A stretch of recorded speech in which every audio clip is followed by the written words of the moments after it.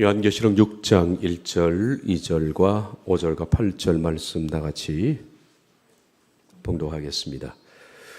내가 보매 어린 양이 7인 중 하나를 떼시는데 그때 내가 들으니 내 생물 중에 하나가 우레소리같이 말하되 오라 하기로 이에 내가 보니 셋째 인을 떼실 때 내가 들으니 셋째 생물이 말하되 오라 하기로 내가 보니 검은 말이 나오는데 그 탄 자가 손에 저울을 가졌더라. 내가 내 생물 사이로부터 나는 듯한 음성을 들으니 이르되 한 데나리온의 밀 한 대요 한 데나리온의 보리 석 대로다. 또 감람류와 포도주는 해치지 말라 하더라. 넷째 인을 떼실 때에 내가 넷째 생물의 음성을 들으니 말하되 오라 하기로 내가 보매 청황색 말이 나오는데 그 탄 자의 이름은 사망이니 음부가 그 뒤를 따르더라. 그들이 땅 4분의 1의 권세를 얻어 검과 흉년과 사망과 땅의 짐승들로서 죽이더라. 아멘.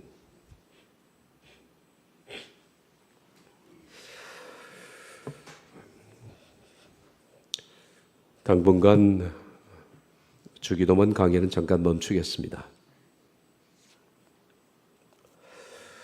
시간이 허락되는 대로 우리가 말씀을 보도록 하겠습니다. 리허설이라는 것은 어떤 음악이나 공연 전에 그 공연과 똑같이 연습을 해보는 마지막 순서입니다. 제작진은 실제 공연과 똑같이 무대를 세팅하고 카메라 렌즈의 초점을 점검하고 카메라의 움직임 그리고 각도들을 맞춰보고 무대에 올라선 출연자들은 그가 할 연기를 실제와 똑같이 해보는 것이 리허설입니다. 리허설을 통해서 수정과 교정을 반복한 뒤 완벽한 무대가 만들어지면 최종적으로 실제 촬영이 시작됩니다. 그러니까 실제 촬영 전에 똑같이 반복해보는 것이 리허설입니다. 지금 우리가 살고 있는 이 시기는 마치 종말을 리허설하고 있다는 느낌을 받습니다. 종말의 7년 타임워치는 아직 초침이 작동되지 않았습니다.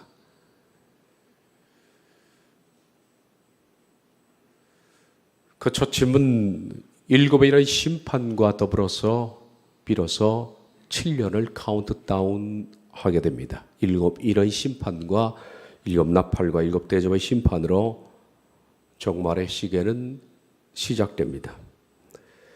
그러나 아직은 타임워치는 작동되지 않았습니다. 바로 그 직전에 와 있다라고 우리가 평가할 수 있습니다.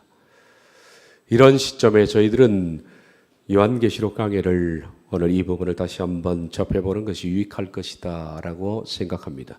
계시록 강해에서도 했지만은 이 시대에 적합한 말씀이라 생각합니다.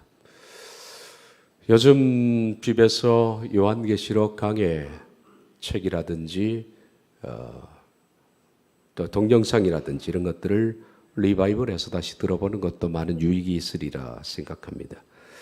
먼저 7인의 심판을 시작하면서 우리가 지난번 강의했던 부분을 다시 한번 주목을 해보겠습니다.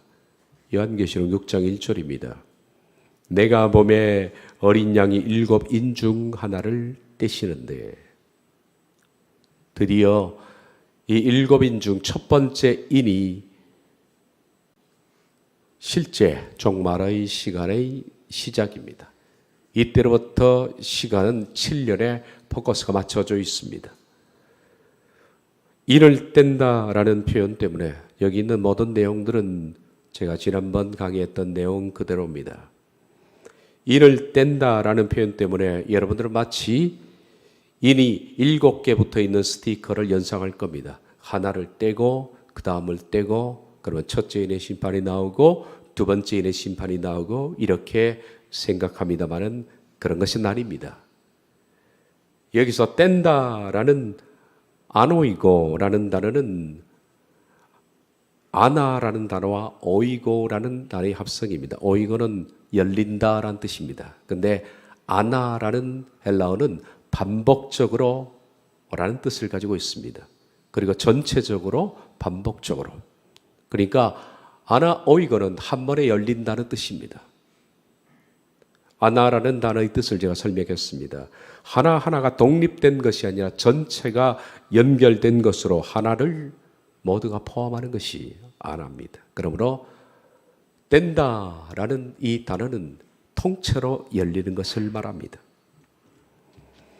하나의 두루마리에 7인이 봉인되어 있는 그런 꼴입니다. 다시 말하면 한 두루마리에 한 인이 봉인되어 있고 또 하나의 두루마리에 한 인이, 두 번째 인이 봉인되어 있으며 세 번째 두루마리에 셋째 인이 봉인된 것이 아니라 한 두루마리 안에 7인의 심판의 내용이 있는데 거기에 7인이 한 두루마리에 주르륵 봉인되어 있는 그런 형식입니다. 그러니까 7인의 심판의 첫째부터 7가지의 내용이 진행되기 위해서는 두 마리를 펼쳐야 되는데 그러기 위해서는 첫 번째부터 7인을 한꺼번에 동시에 떼야만 진행되는 형식입니다.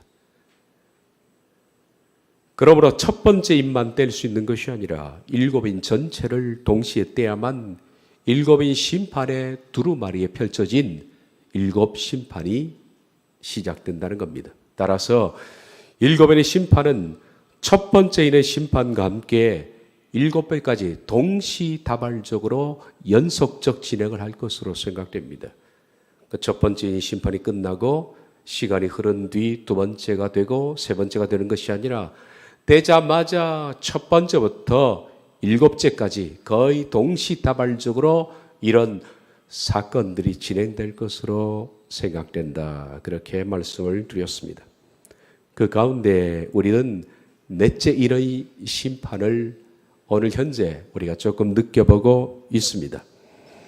넷째 인을 떼실 때에 내가 넷째 생물의 음성을 들으니 말하되 오라 하기로 내가 보매 청황색만이 나오는데 탄자의 이름은 사망이니 음부가 그 뒤를 따르더라. 그들이 땅 4분의 1의 권세를 얻어 검과 흉년과 사망과 땅의 짐승들로서 죽이더라. 넷째 인은 청황색 말입니다. 그런데 이 청황색 말이 나올 때는 땅 4분의 1을 죽일 권세를 얻었다라고 말합니다. 땅 4분의 1이면 지금은 20억 넘는 많은 인구가 죽을 것을 말합니다. 그리고 어떤 식으로 죽이느냐 하면 검입니다. 전쟁이었죠. 그리고 흉년입니다. 세 번째는 사망입니다. 네 번째는 땅의 짐승들입니다. 땅의 짐승들은 제가 그때 모슬림일 것이다 라고 근거 있는 얘기를 했습니다. 검, 흉년, 사망, 땅의 짐승들로 20억 이상 인구의 수많은 인구들이 넷째 인이 심판돼 죽을 것입니다. 그 넷째 인이 바로 청황색 말입니다. 강해 중에서 그렇게 설명했습니다. 청황색이라는 단어는 원문에 크로우로스라는 단어인데 그 뜻은 창백한이라는 뜻입니다. 베일입니다. 원래 청황색이 아닙니다. 창백한 말 이렇게 표현했으면 더 좋았을 건데 어쨌든 그래서 의역입니다. 청황색이라는 것은 창백한이라는 뜻의 의역입니다. 왜냐하면 왜 서양 사람들은 이 크로로스 창백한이라는 뜻을 청황색으로 번역했느냐 하면 그들의 얼굴색과 관련이 있습니다. 고대 유럽 사람들은 죽은 사람의 얼굴빛을 창백한 색, 곧 청황색으로 표현했기 때문입니다. 백인들은 죽으면 얼굴에서 죽은 얼굴의 모습에서 창백한 이 청황색, 이 청색 같은 것이 띕니다. 우리 동양인들은 그렇지 않죠. 그렇기 때문에 그들은 유럽 사회에서 창백한 색은 청황색을 바로 죽은 사람의 얼굴로 그렇게 묘사한 겁니다. 청황색 곧 이것은 시체색입니다. 시체색의 말이 등장했다라는 것은 얼마나 많은 사람들이 죽을 것인가 하는 것들을 상징적으로 표현하고 있는 부분입니다. 시체색 말의 등장은 엄청난 죽음을 예고합니다. 20억 이상 수많은 인구가 바로 검과 흉년과 사망과 땅의 짐승들로 죽는다라고 했습니다. 탄자의 이름은 사망이니 음부가 그 뒤를 따르더라. 여기서 음부는 지옥을 말하는 것이 아니라 죽음을 의미합니다. 그 땅의 그들이 땅 4분의 1의 권세를 얻어 검과 흉년과 사망과 땅의 짐승들로서 죽이더라. 우린 이 네 가지 가운데 사망, 세 번째 이 사망이라는 단어에 좀 집중을 할 필요가 있다라는 겁니다. 이 사망이라는 이 사나토스는 원래 그냥 단수로 개인이 죽을 때는 그냥 죽음입니다. 어떤 때는 성경에서 영이 죽었다 할 때 사나토스라고 쓰기도 하고, 물론 몸이 죽을 때 단수형일 때는 몸이 죽었다 그렇게 표현합니다. 죽음이란 뜻입니다. 그런데 이 사망이라는 단어가 한 개인이 아니라 복수 형태로 수많은 사람을 표현할 때는 이것은 단순히 육체적인 죽음을 의미하는 것이 아니라 전쟁이나 전염병을 의미합니다. 그래야만 수많은 사람들이 죽기 때문에 집단적 죽음입니다. 그래서 이 단어가 개인이 아니라 집단적인 죽음을 말할 때에는 질병이나 전염병을 의미한다. 여기서 넷째인의 심판에서 사망은 집단성입니다. 그러므로 이것은 질병을 의미한다라고 말할 수 있습니다. 왜냐하면 고대에는 집단적으로 사망하는 경우가 전쟁과 전염병인데 어떤 수가 더 많으냐 하면 전염병으로 죽는 사람의 수가 훨씬 더 많습니다. 그래서 사나토스는 집단성을 띌 때는 전염병으로 사람이 죽는 것을 말합니다. 여기서 마찬가지로 그런 표현입니다. 자, 번역본은 어떻게 번역을 했느냐면 개역개정은 물론 사망이라고 단순히 번역을 했습니다만은 KJV 성경은 그냥 죽음이라고 번역했습니다. 그런데 NIV나 NASB가 더 이런 부분은 더 정확하게 번역을 해내고 있습니다. 의미를 살려서 NIV는 pray, 전염병으로 번역했고 NASB는 이것은 돌림병, 비슷한 말입니다만은 pestilence라고 번역했습니다. plague나 pestilence는 실은 같은 단어입니다. 그렇지만 plague보다 pestilence가 훨씬 더 치명적인 전염병입니다. pest, 중세에 2천만 명 이상을 죽였던 pest에서 나온 단어가 pestilence입니다. 그러니까 plague도 전염병이지만은 pestilence가 더 치명적인 전염병입니다. 영어 단어에서는. 따라서 KJV보다 NIV와 New American Standard Bible이 더 역사적으로, 문화적으로 충실한 번역을 해냈다라고 말합니다. 그래서 이것은 전염병입니다. 그러므로 우리는 이 부분을 사망으로 일 때 이것이 전염병으로 수많은 사람이 죽는다는 것을 이해해야 됩니다.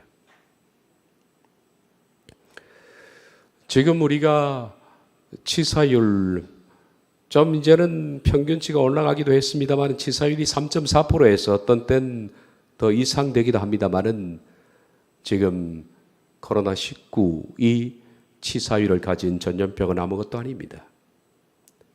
이 아무것도 아닌 이 전염병이 전 세계를 이렇게 마비시켰습니다.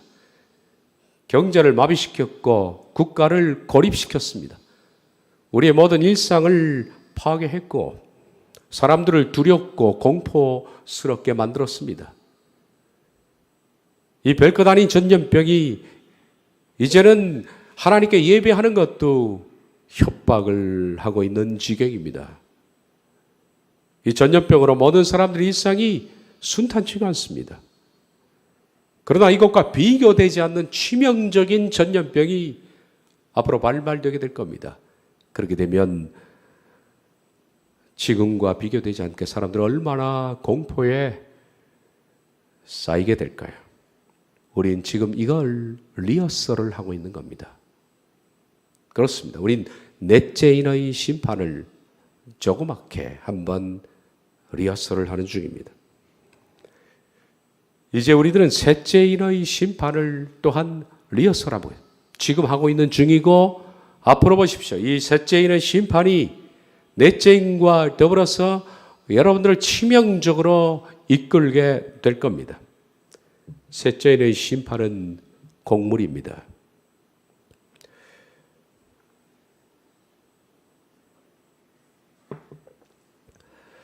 요한계시록 6장 5절 6절입니다. 셋째인을 떼실 때 내가 들으니 셋째 생물이 말하되 오라 하기로 내가 보니 검은 말이 나오는데 그 탄 자가 손에 저울을 가졌더라.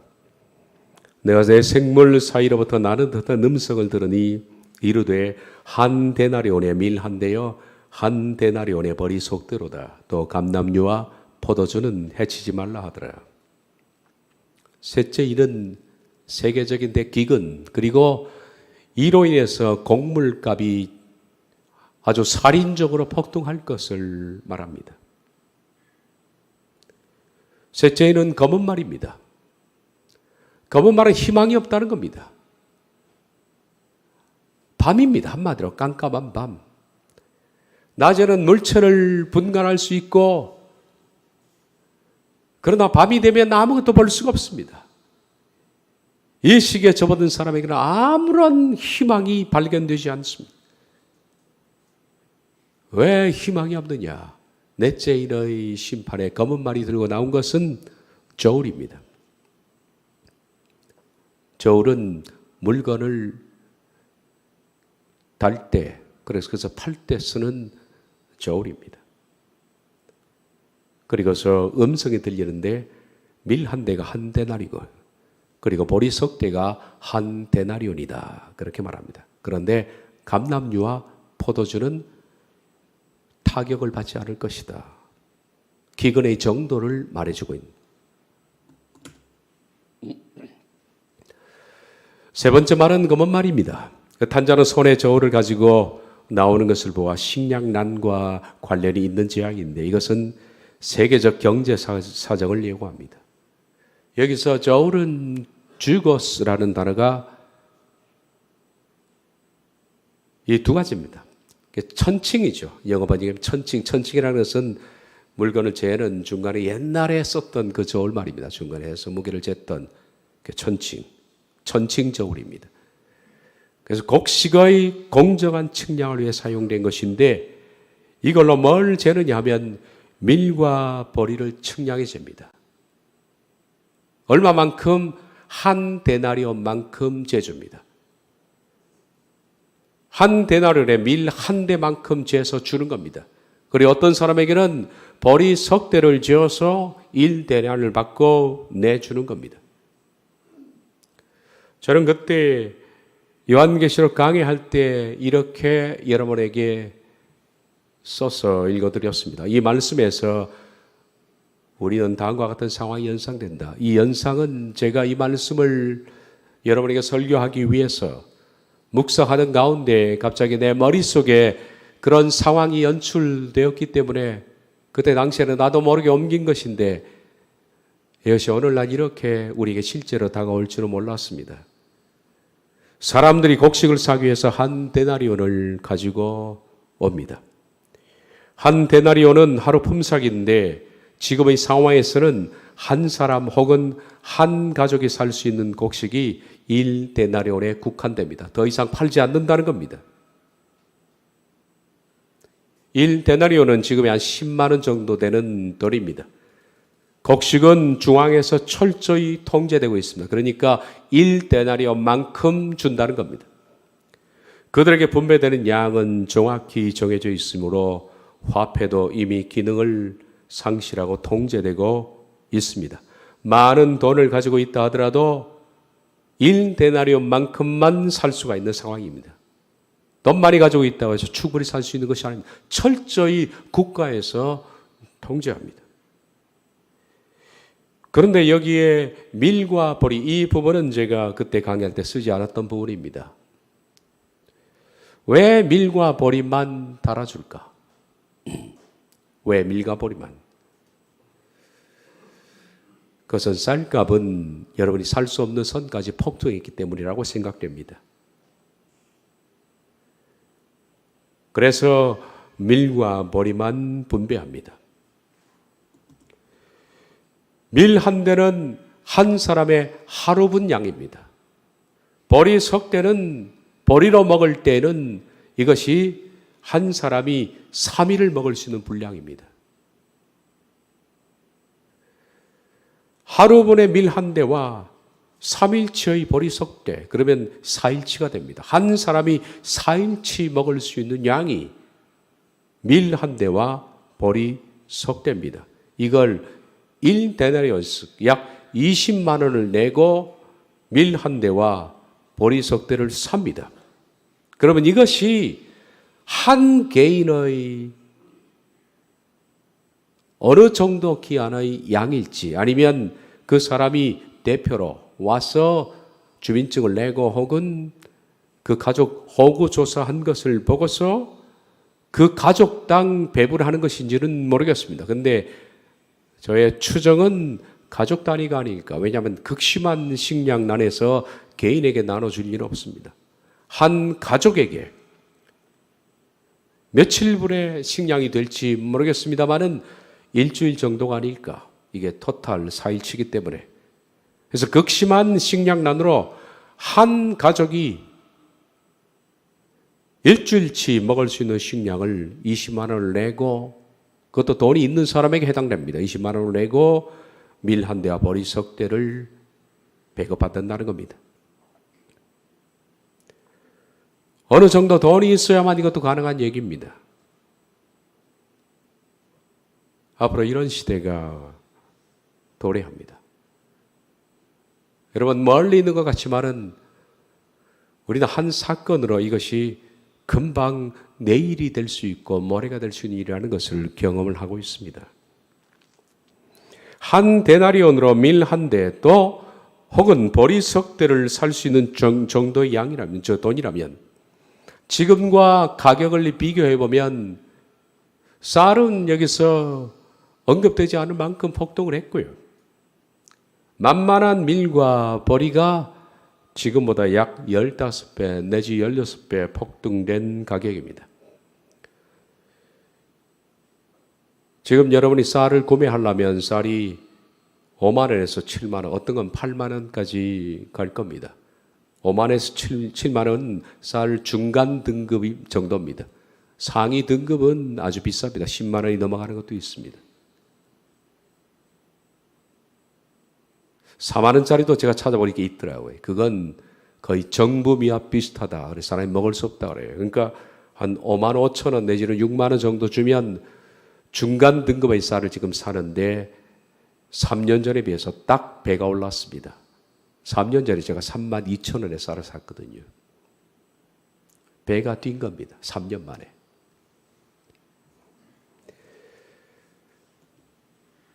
이 재앙은 둘째인의 재앙 직후에 발생한 겁니다. 둘째인 다음에 셋째인의 심판 때 곡식 폭등이 오는 겁니다. 둘째인의 심판을 보면 우리들은 셋째인의 심판 때 사람들이 왜 그렇게 모든 정서와 감정이 파괴된 일들이 벌어졌는지를 알 수가 있습니다. 둘째인을 보면 둘째 생물이 말하되 오라 하니 내가 이에 다른 붉은 말이 나오더라. 탄자가 허락을 받아 땅에서 화평을 지하여 버리고 서로 죽게 하고 큰 칼을 받았더라. 이미 둘째인의 심판이 진행된 다음 사람들 마음속에 화평이 다 사라졌습니다. 보십시오. 지금 약간의 사건 때문에 사람이 여유를 잃지 않습니까? 둘째인의 심판 때 사람 마음속에 화평이 다 죄해져 버리고 서로를 적대하고 서로를 죽이는 정서적 인간의 보편적 양심 이런 것들이 다 무너진 상태에서 곡식 폭등이 오는데 이건 아비규환이요 짐승이 되는 겁니다. 그러므로 이때 남에게 쌀을 꿀 수 있다, 곡식을 꿀 수 있다는 것은 결코 꿈을 꿀 수 없는 얘기입니다. 셋째인의 재앙은 환란 중반에 있을 짐승의 표 이전의 재앙입니다. 짐승의 표는 일곱째 나팔, 일곱인, 일곱 나팔, 일곱 대접의 심판 가운데 중간 끝에 일곱째 나팔 심판 때 나오는 것이 짐승의 표입니다. 이때는 사람들이 모두가 다 짐승의 표를 받는데 셋째인의 재앙 때는 아직 표를 받기 전이란 얘기입니다. 아직 표를 받기 전이기 때문에, 그러나 표를 받기 전이지만 첫째인의 심판 때 흰말이 등장했습니다. 흰말은 적그리스도의 등장이라고 그랬습니다. 적그리스도가 등장했지만은 아직 그가 모든 사람을 생체칩으로 통치하기 전의 상황입니다. 이미 그는 등장했고, 등장한 다음 둘째인의 재앙으로 붉은 말이 나오면서 사람들 사이에 화평이 재해지고 짐승이 되어버린 이 상황에서 셋째인의 심판, 기근이 닥치는 것인데, 이때는 짐승의 표가 아니라 어느 정도 적그리스도 중심으로 식량 배급이 이루어질 것으로 생각된다라고 했습니다. 다시 말해서 아직 짐승의 표가 식량을 받을 수 있는 자격 여건은 아닙니다. 표를 받아야만 식량을 받는 그런 때는 아직 오지 않았습니다. 그렇다 할지라도 이미 짐승은 첫째 인의 심판에 등장했기 때문에 식량을 받기 위해서는 조건부적인 규제가 있을 것이고, 그 규제에 해당되는 사람들만이 식량 배급을 받을 수 있는 겁니다. 지금 우리가 마스크 대란을 겪고 있는데, 마스크 대란을 겪고 있는 와중에 여러분이 마스크를 타기 위해서는 약국에 신분증을 가지고 가야 합니다. 이때 식량을 탈 수 있는 규제 조건이라는 것은 아직 생체칩 이전이기 때문에 세계 정부에 대한 복종 서약이 아닐까라고 생각합니다. 하나의 상상입니다. 그래서 세계 정부에 대해서 복종하면 한 데나리온으로 생존할 수 있는 식량을 어느 정도 배급받을 수 있기 때문에 이 시기는 철저한 통제 속에서 어느 정도 돈은 통령은 될 수가 있다. 하지만 돈이 많다고 해서 식량을 살 수 있는 것도 아니다. 화폐는 제한이 된다. 제한이 된다. 수많은 화폐, 수많은 돈 아무 의미 없습니다, 여러분.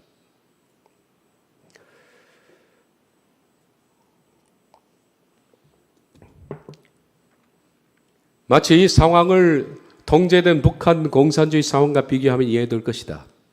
제가 요한계시록 강해할 때 지금 썼던 그 내용입니다. 이때는 실감을 못했습니다만은 제가 내용을 변경시킨 게 없습니다. 실감을 못했습니다만은 지금 이 시기가 되니까 이 내용이 실감이 된다는 얘기입니다. 이것도 그때 쓴 내용입니다. 이 상황을 통제된 북한 공산주의 상황과 비교하면 이해가 될 것이다. 예전에 북한에 실시했던 배급 제도 정도를 생각하면 됩니다. 그 배급을 받기 위해서는 자신의 신분이 분명하게 노출되어야 하고 국가에 대한 복종이 우선되어야 하는 것처럼 이 시기도 그럴 것으로 여겨진다. 빨간 글은 제가 이번에 쓴 겁니다.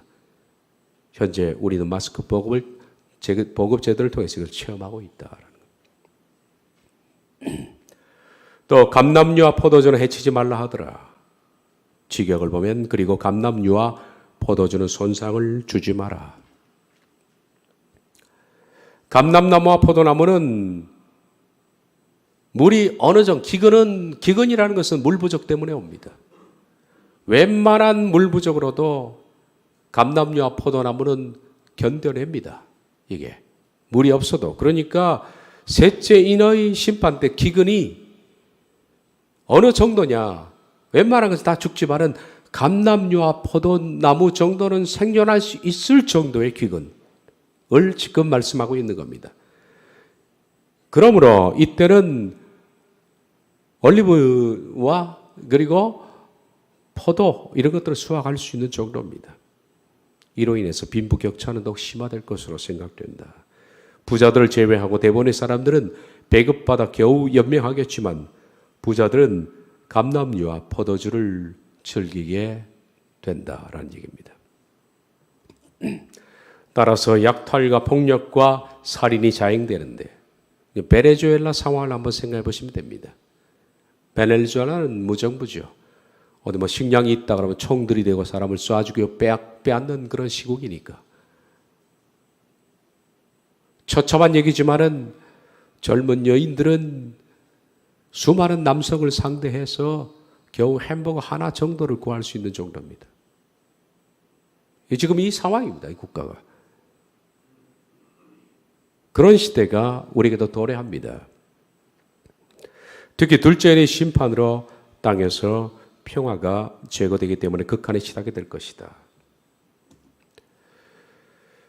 이 내용도 그때 제가 쓴 내용입니다. 다가오는 셋째인. 이 셋째인의 심판, 식량대란은 지금 점점 소리 없이 다가옵니다. 왜냐하면 전쟁, 그리고 정치적인 문제, 세계 정부주의자들의 음모, 그리고 또 하나 기후변화입니다. 그래서 갈수록 수확량이 지금 급격히 줄고 있다는 것을 사람들은 잘 모릅니다. 2000년도 이후 지구상에는 심각한 기근과 기아와 영양 실조로 연간 1,500만 명에 해당하는 인구가 죽어가고 있습니다. 2010년 9월 이후 국제 곡물 가격은 2002년에서 4년 평균 곡물 가격 2배 이상을 꾸준히 유지하고 있는 중입니다. 다시 말해 셋째의 상황으로 지금 조금씩 다가가고 있다는 겁니다. 그렇게 곡물 가격이 급등할 수밖에 없는 이유는 취약한 정치 경제 구조를 가졌기 때문입니다. 그리고 그것도 하나 이런 것을 이용한 국제 곡물 시장의 장난이죠. 그냥 내버려 뒀으면 최초로 우루과이 라운드로 시작돼서 지금 현재 FTA로 발전했지 않습니까? 우루과이 라운드가 시작되지 않았더라면 전 세계가 그래도 나름대로 각자가 땅에서 곡식을 뿌려서 먹고 살았습니다. 근데 우루과이 라운드, FTA 이런 것들로 인해서 거대 농산 식물을 가진 그 나라가 강압적으로 다른 나라에게 곡식 시장을 개방하게 하고 그것을 싼 값으로 팔아서 자국의 곡식 시장을 완전히 폐허시킨 겁니다. 자, 처음 들어올 때는 쌀값이 캘리포니아 쌀이 형편없이 쌌습니다. 나중에는 쌀값이 수지가 맞지 않으니까 농부들이 쌀을 짓지 않습니다. 농토는 황폐화되죠. 그런 다음에 곡물값은 오릅니다. 이것이 바로 FTA입니다. 독과점 형태입니다. 그러다 보니까 이제는 자국에서 생산을 할 수 있는 식량들이 줄어든 겁니다. 이것은 취약한 정치 경제적 구조입니다. 힘을 가진 사람이, 국가가 이런 일을 한 겁니다. 게다가 기상이변이 또한 발생했습니다. 이것을 외부 충격으로 2010년 이후 극심하게 기상이변이 발생했기 때문에 식량 생산이 줄어든 겁니다. 2010년 7월 러시아 가뭄으로 밀 가격이 폭등하더니 8월에는 파키스탄 대홍수로 쌀 가격이 급등했습니다. 그해 11월에는 라니냐 영향으로 가뭄과 고온이 지속되면서 아르헨티나의 옥수수와 대두 작황이 좋지 않았습니다.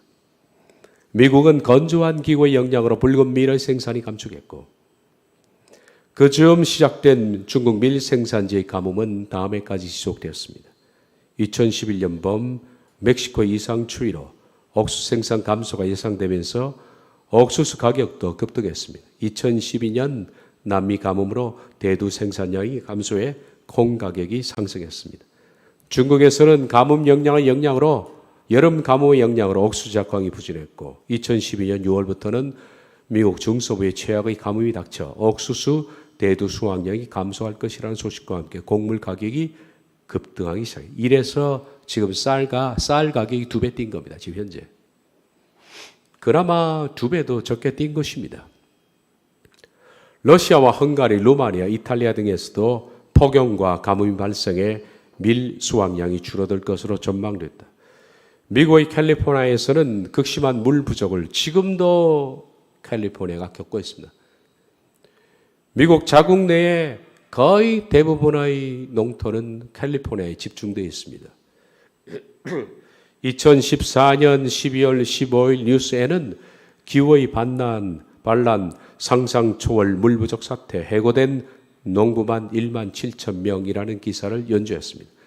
12월 15일 방송된 MBC 창사 53주년 특집 다큐멘터리 기후의 반란 제2부 파산에서는 제작진이 미국 캘리포니아 떠나 물 부족 문제와 관련된 현상을 취재하는 모습이 그려졌습니다. 1984년 조사에 의하자면 2006년도 인구를 기준했을 때 약 60억이었습니다. 60억이 2배. 1984년도 기준에 의하자면 120억 명이 먹을 수 있는 곡물이 이 지구에서 생산된다고 했습니다. 그럼 충분히 먹을 수 있습니다만은 기아로 죽어가는 사람들이 없어야 되지 않습니까? 그런데 더 많이 급증하고 있습니다. 유엔 인구 통계 자료에 의하자면 30억 명 이상이 굶주리고 있다. 굶주리고 있다는 것은 지금 현재 지구상에 하루에 한 끼 먹는 사람이 30억입니다. 여러분 참 우린 할 말이 없습니다. 한 끼 먹는 사람들이 30억. 그리고 며칠이나 일주일에 한 끼도 못 먹는 사람이 10억입니다. 절대 기하자입니다. 하루 평균 10만 명이 아사합니다.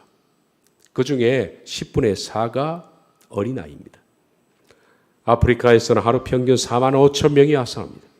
아울러 이것뿐만 아니라 오염된 식수를 마셔서 아프리카에서만 죽는 수가 1만 명이 됩니다. 이런 사람들에게는 GMO 식량 이것도 사치입니다. 뭐 이거 안 먹겠다 이거 사치입니다. 미국은 전 세계 곡식 생산량의 60%를 미국이 생산해냅니다. 그런데 만약에 미국이 어느 순간에 전 세계에 대해서 곡식 정책을 바꾼다면 하루아침에 우리들은 셋째인의 심판으로 들어갈 수가 있습니다. 이 키를 미국이 쥐고 있습니다. 뭘로? 우루과이 라운드나 FTA로 모든 농산물이 미국에 집중되게끔 그들이 한 겁니다. 아주 위험합니다. 어느 순간에 미국이 정책을 바꾸는 순간에 엄청난 곡물 가격의 폭등을 우리 직면하게 될 겁니다. 게다가 2010년 이후 극심해진 기상이변으로 곡물 생산이 크게 감소하므로 상대적으로 기한은 더욱 심해졌습니다. 거기다가 이기심과 인간의 전쟁으로 기한은 더욱 가중되었는데 아프리카는 30년 동안 겪은 44차례의 전쟁은 아프리카를 기아로 몰아가는 원인이 되었습니다. 기아, 질병, 전쟁은 시간에 따라 규모가 더 커지고 피해가 심해지고 있습니다. 현재 문제는 식량 부족도 문제지만은 지금 현재 우리가 골고루 잘 나눠 먹으면 다 먹을 수 있습니다. 그런데 불공평한 분배, 선진국의 정치적 태도, 세계 정치와 경제를 흔드는 대글로벌 기업들의 자회사 이익만 생각하는 경영 방침 때문에 이렇게 30억 명이 하루에 한 끼만 먹고 10억 명은 일주일에 한 끼 먹을까 말까 한다는 겁니다.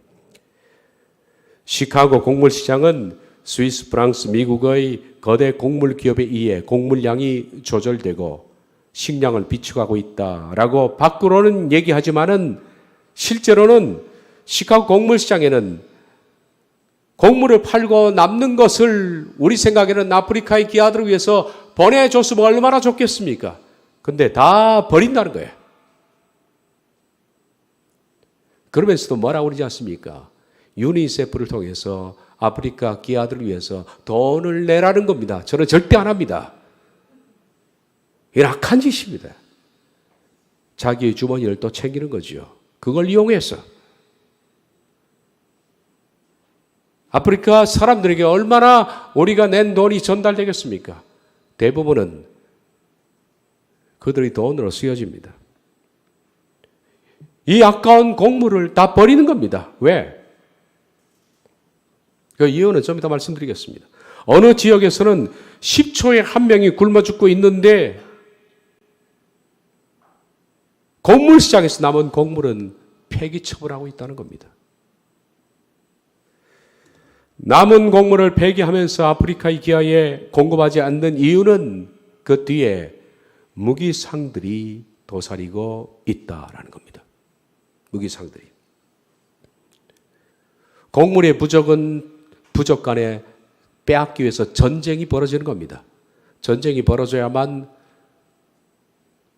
무기상들은 무기를 팔아먹을 수 있지 않습니까? 곡물을 충분히 공급하면 다 잘 먹고 안 싸운다는 얘기입니다. 싸워야 무기를 팔아먹죠. 무기를 팔아먹고 사는 무기상들은 그들에 의해서 미 대통령도 뽑고 하는데 아프리카와 여러 지역의 전쟁은 주요한 돈벌이 수단이 될 수밖에 없죠. 먹거리 부족은 전쟁을 일으키기 때문에 무기상과 결탁된 곡물상은 결코 잉여 곡물을 분배하지 않는다는 겁니다. 공급하지 않습니다.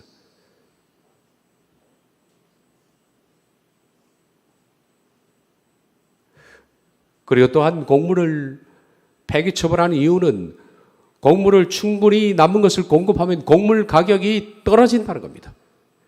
곡물 가격의 일정한 수준을 유지하기 위해서 남은 곡물을 주지 않는다는 겁니다.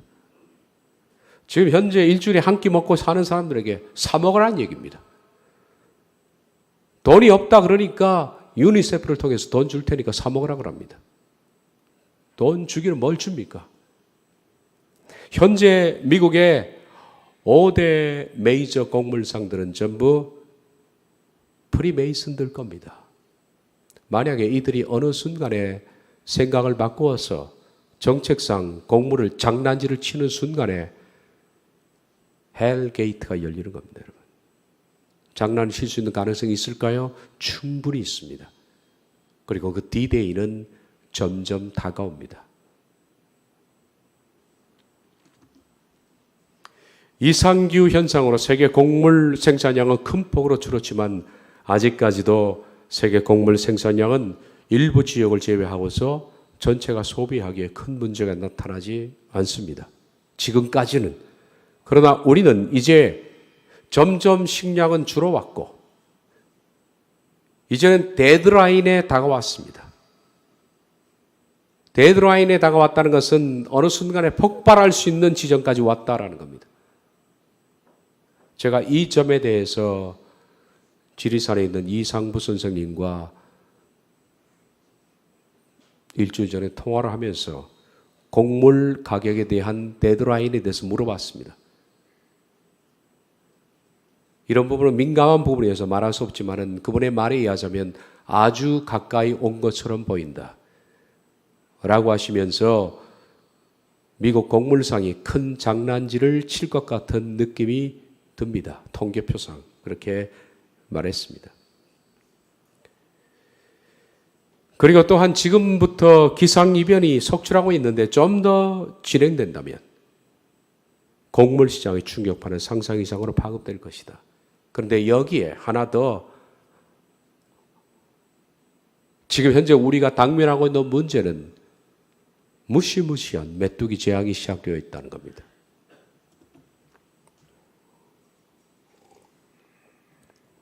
코로나19의 메뚜기 때까지 아프리카에 시작된 것이 이제는 이란을 넘어서 파키스탄 쪽으로 진출해 있는 상황입니다. 아프리카를 쑥대밭으로 만든 아프리카의 곡식의 70%를 얘들이 먹어치웠습니다, 지금. 그러니까 올해 아프리카 사람들은 기아 정도가 아니라 그들은 그 처죽음입니다. 쑥대밭으로 만든 이 메뚜기, 하지만 여기서 메뚜기는 황충입니다. 성경에 말하는 황충. 길이가 7cm니까 주먹을 쥐면 주먹부터 손목까지 갈 정도입니다. 이 황충 때가 중동과 아시아로 진격하면서 새로운 불황의 전조로 떠오르고 있습니다. 이것이 지금 코로나19 때문에 메인 뉴스에서 내려져 있지만은 실은 코로나19보다 더 위협적인 것이 바로 메뚜기 떼의 진출입니다. 이것은 마르고 건조한 기후가, 이상기후가 만들어낸 그런 메뚜기 떼입니다. 대규모 메뚜기 떼가 파키스탄 농업지대를 습격해서 최악의 피해를 내고 있다. 지도를 보면 저 빨간 것인데요. 실은 그보다 더 위쪽, 저 머리처럼 생긴 그 위쪽부터 온 겁니다. 그쪽을 휩쓸기 시작해서 홍해를 넘어서 호르무즈 해협을 넘어서 지금 인도, 파키스탄으로 진출해 있는 상황입니다. 바로 위쪽은 인도 위쪽은 히말라야 산맥이 있고 아래쪽으로 내려가면 중국의 남쪽 지역과 인접해 있습니다. 그 기사를 좀 보겠습니다. 아프리카로 쑥대밭으로 만든 이것은 뉴스에 있는 기사를 제가 옮긴 겁니다. 아프리카로 쑥대밭으로 만든 메뚜기 떼가 중동과 아시아로 진격하면서 새로운 불황의 전조로 떠오르고 있다. 대규모 메뚜기 떼가 파키스탄 농업지대를 습격해서 약 30년 만에 최악의 피해가 나오고 있다고 AF통신이 8일 보도했다. 이 여파로 작황이 좋지 않아 식량 가격이 급등하고 있다.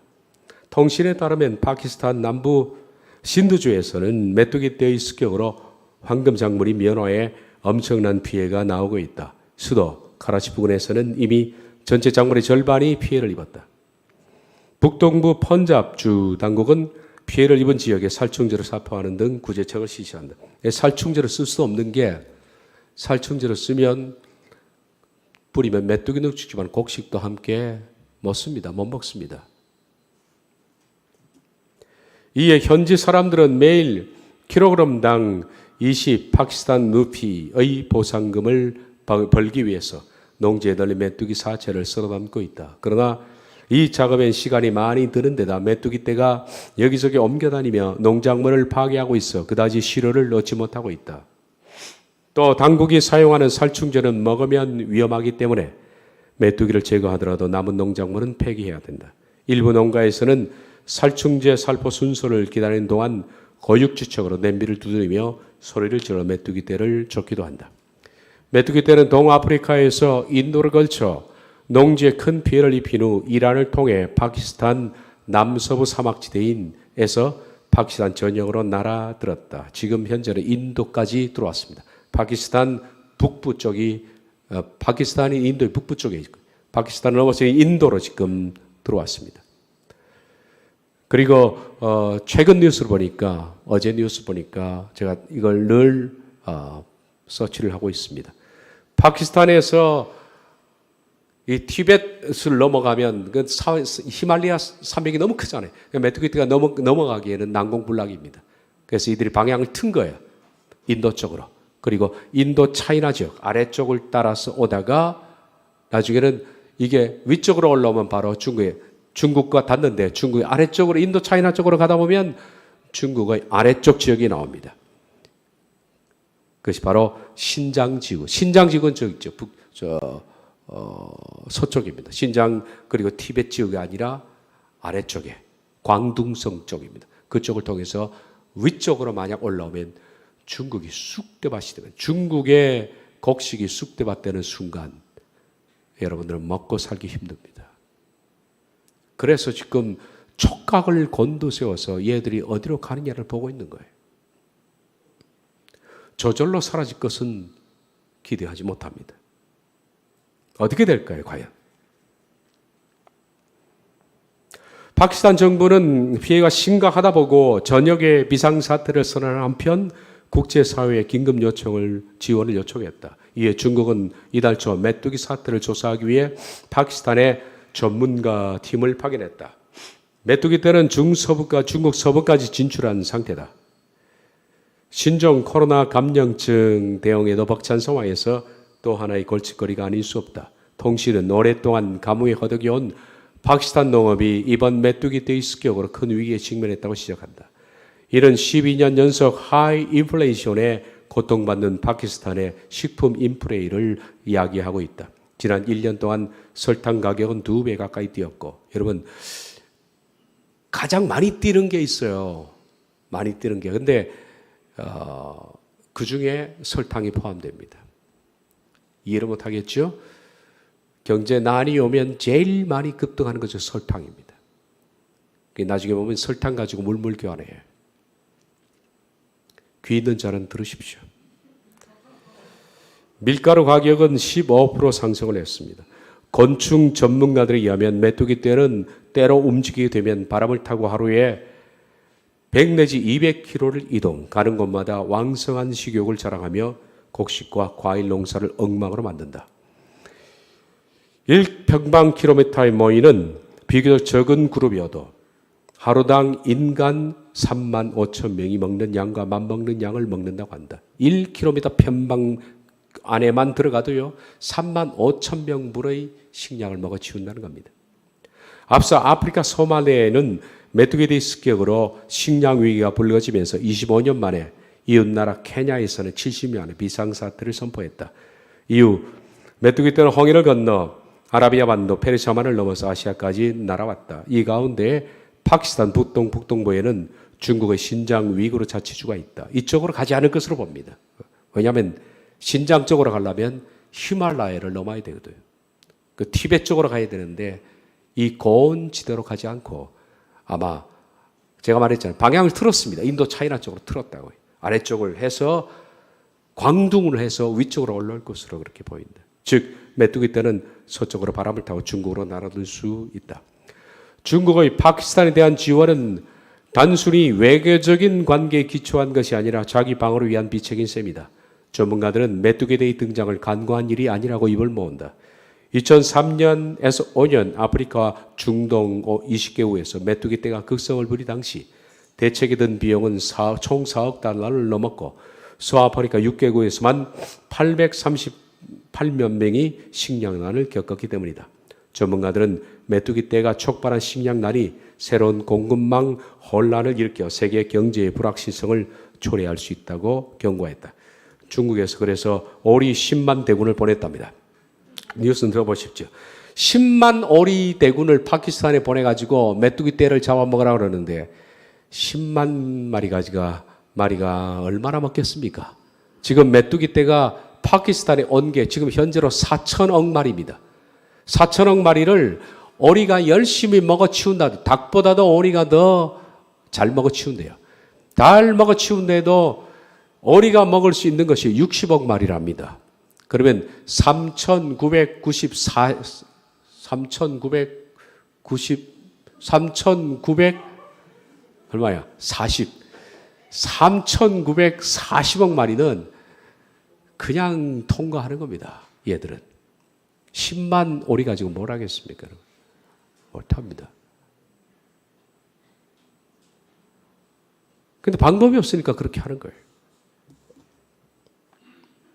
그런데 뉴스에 이렇게 말합니다. 4천억 규모의 사막 메뚜기 떼 중국에 접근하는데 대한민국에도 올 수 있다. 왜냐하면 이때가 중국의 메뚜기 떼가 본격적으로 들이닥치는 때가 6월경입니다. 5월, 6월경입니다. 5월, 6월경에 남쪽에 뜨면 그쪽부터 올라오기 시작하면서 먹기 시작하는데 이때가 중국에서 한국으로 계절풍이 부는 시기랍니다. 그래서 만약에 바람을 타고 왔다면 한국도 안전하지 못할 것이다. 지금 메뚜기 떼가 중국을 오느냐 마느냐 하는 것은 우리가 정확하게 알 수는 없습니다. 메뚜기 떼 물어볼 수도 없고 방향을 어느 쪽으로 틀는지는 지금 모릅니다. 이건 누구가 아느냐? 하나님이 아십니다. 왜냐하면 성경에도 황충대로 하나님은 심판하셨거든요. 일종의 심판입니다. 하나님만이 아십니다. 그런데 분명한 것은 이 메뚜기 떼가 중국을 들이닥치면 한국으로 넘어올 가능성은 높다. 만약 중국으로 간다면 계절풍이 부는 시기이기 때문에 한국으로 올 수 있는 가능성도 높다라는 겁니다. 뉴스 N 기사를 좀 더 보겠습니다. 파키스탄 정부가 1월 31일 국가 비상사태를 선포하고 메뚜기 떼 퇴치에 나서고 있다. 작년 12월 소말리아, 케냐, 에티오피아 등 동남아프리카에서 창궐한 메뚜기 떼가 홍해를 건너 파키스탄 넘어와 큰 피해를 입히고 있기 때문이다. 이란의 일부 지역에도 몰려왔다. FAO는 1월 30일 성명을 내고 이번 메뚜기 떼 출현은 최근 25년 사이에 최악의 상황이다 라고 했다. 막대한 양의 작물과 사료를 먹어 치우는 사막 메뚜기라는 종은 이렇게 1km 평방의 넓이의 최대 8천만 마리가 뭉쳐서 날아다닙니다. 얘들이 뜨면 여러분 하늘이 까매집니다. 밤이 돼요. 그 정도라고 생각하면 됩니다. 이 정도 무리의 메뚜기 떼는 하루 3만 5천 명분의 식량을 먹어 치울 수 있다. 마리당 몸무게는 2g에 불과하지만 매일 자기 몸무게만큼의 곡식을 먹는 왕성한 식욕을 가지고 있다. 잡식성으로 쌀, 보리는 물론 옥수수, 모카, 바나나, 나뭇잎 등 채소, 과일 등을 닥치는 대로 먹어 치운다. 한번 휩쓸고 지나가면 들판이 황폐해진다. 전문가들은 올겨울 동아프리카에 예전보다 훨씬 고온다습한 이상기후가 생기면서 메뚜기 떼가 번식하기 좋은 여건이 만들어진 것으로 추정하고 있다. 사막 메뚜기 떼는 사막에서 3 내지 6개월 생존해 한 해 동안 겪으면서 4세대에 걸친 번식이 이루어진다. 한 세대가 넘어갈 때 10 내지 16배 가량의 개체가 불었다. 한 마리가 16마리가 된다는 거예요. 이게 4세대를 걸쳐서 메뚜기가 출산하고 죽으니까 한 마리가 거의 80마리 가까운 그런 개체를 붓는다. 그래서 이것이 지금 4천억 마리인데 6월경에 중국에 도착할 때는 500배 수준이 된다. 메뚜기 떼가 200조가 되는 겁니다. 200조 마리. 그래 심각한 거예요. 200조 마리 메뚜기 떼가 지금 파키스탄, 인도를 휩쓸고 있다가 아래쪽으로 오는데 이게 어디로 갈까요? 과연 얘들이 곡식이 없는 아래쪽 바다 쪽으로 갈 일은 없고 분명히 곡식이 있는 쪽을 찾아가는데 그렇다면 인도 차이나 쪽으로 방향을 틀었다면 중국이 유력시된다라고 말할 수 있습니다. 이에 따라 동아프리카와 중동 일대에서는 메뚜기 떼로 인해 심각한 식량 수급난이 벌어질 것이라는 우려가 나오고 있다. 시간은 좀 갔습니다만 애덤 파거슨의 도너의 대폭락이라는 책 가운데 일부의 내용이었습니다. 이것도 제가 강의하면서 얘기를 했습니다. 이 책에서 말하고 있는 것처럼 독일은 마지막 시대의 모델이다.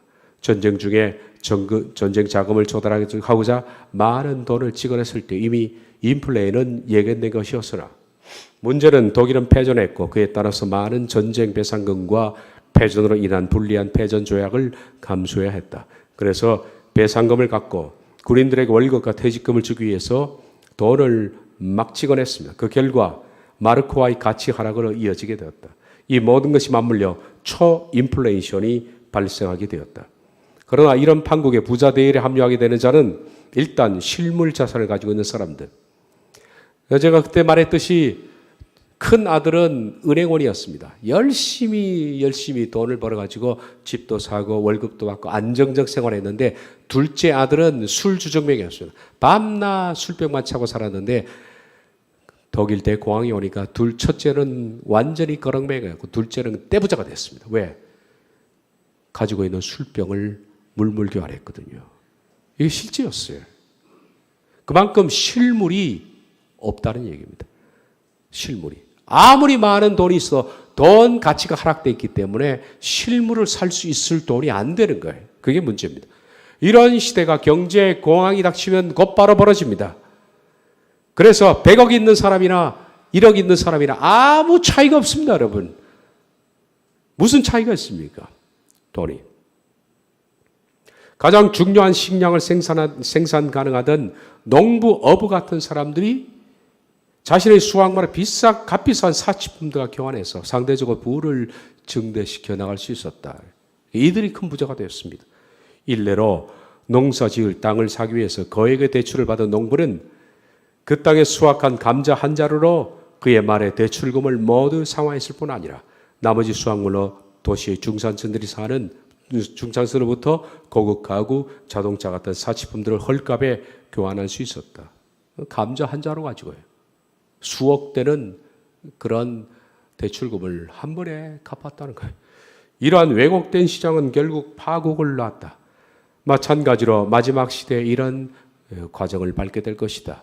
자, 애덤 퍼거슨의 도너의 대폭락 가운데 나오는 15페이지에 독일에서는 1차 세계대전이 끝났을 때 5조 개의 계란을 살 수 있는 돈으로 공황 때에는 한 개의 계란밖에 사지 못했다. 계란값이 5조 배가 뛰었다는 겁니다. 믿으십니까 이게? 바켓 베이커리 빵 하나가 1조 원이었으니까 이거 여러분 1조 원이 있습니까? 1조 원 가지고 빵 하나 사는 거예요. 57페이지 투자나 연금으로 정해진 소득을 얻는 사람과 정부 관리들이 가장 심한 타격을 받았다. 시민들 136페이지 시민들은 자신이 가진 현금을 전부 털어 식품이라 뭐든지 사들였고 사재기에 대한 처벌이 엄중해졌음에도 불구하고 획득할 수 있는 모든 식품을 사모았다. 137페이지 상인들은 어떤 구실을 떼서라도 외국 통화만 받았다.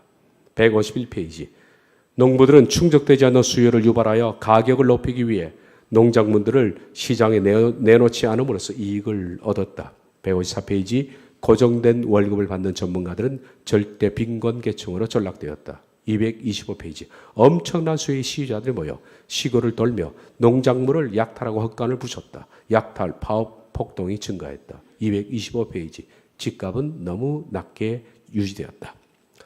하나의 돈의 대폭락은 우리의 샘플입니다. 요한계시록 6장 5절에서 6절에 나오는 셋째의 심판, 곡물가의 대폭등, 저 멀리 있는 걸까요? 지금 정치적으로 그리고 종말의 시계적으로 메이슨들의 움직임으로 기상이변으로 그리고 근본에 발생하는 메뚜기 떼의 사건으로 어쩌면 이것은 아주 가까운 시일 내에 일어날 수도 있다. 제가 말하는 일어난다는 얘기는 아닙니다. 그럴 가능성이 있다. 만약에 메뚜기 떼가 정말 어떻게 머리가 돌아서 바다 쪽으로 날아가서 다 수작에 죽었다 하더라도 그것 아니어도 곡물 가지고 장난칠 수 있는 상황은 곧 멀지 않아서 도래할 것이다 라고 생각합니다. 여러분 각자 도생하십시오. 스스로 알아 생존하라는 겁니다.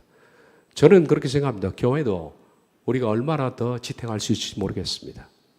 어느 순간 되면 여러분 지금 이 시기에서 우리가 좀 맛보듯이 강제 폐쇄가 될 겁니다.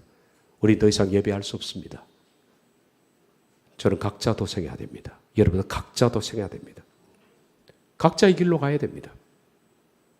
그때는 누가 여러분들의 가이드하거나 코치하거나 신앙을 지도하는 사람도 없을 겁니다. 스스로 버티고 스스로 생존해야 됩니다.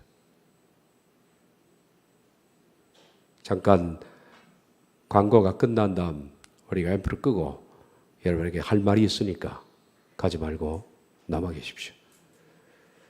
잠깐 할 말이 있습니다. 기도하겠습니다.